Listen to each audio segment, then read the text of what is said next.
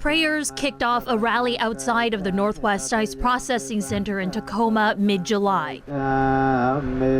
Tek Kimlis's family hopes he hears the blessings from inside where he's locked up. Kimlis finished serving his 15-year prison sentence for assault. His family was making plans for his release when ICE put him behind bars again. We were anticipating his release. We were all getting ready for that until this happened, and we were pretty devastated. Kimlis is a Cambodian refugee born in a Thai refugee camp. He's also an Army veteran and a green card holder. The day DOC set him free in May, ICE took him. People make mistakes. He made a grave mistake, which is why he served 15 years in prison. Because once you've served your time, that's it.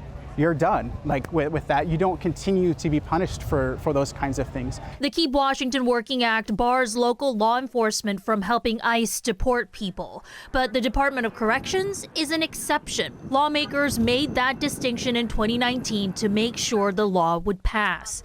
DOC spokesperson Chris Wright says they flagged the immigration status of inmates during intake and can place ICE detainers on them. It's a heated debate across the country in both sides, but I know a lot of the public probably wouldn't be very comfortable with people who've committed murder, rape, and other terrible crimes just being and are undocumented being released just back onto the streets. ICE decides who to detain when sentences end. This year, of the 61 inmates with ICE detainers who have been released, ICE picked up 51.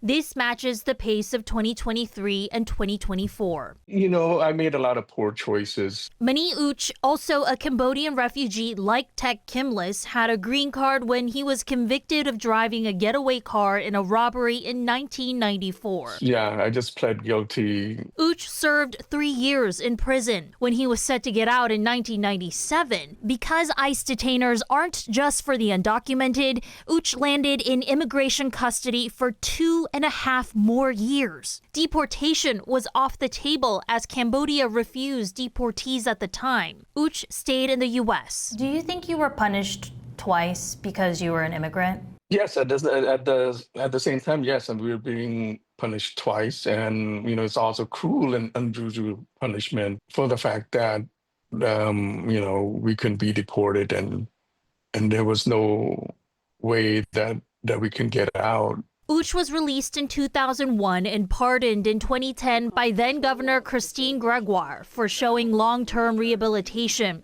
He became a U.S. citizen in 2021. Now he fights for others trapped in the same system. To be clear, the Northwest ICE Processing Center here in Tacoma is not a jail or a prison. It's what they call civil detention. But those who have been incarcerated in both a prison and over here say they would rather be in prison. You know when you're going to get out of prison, right?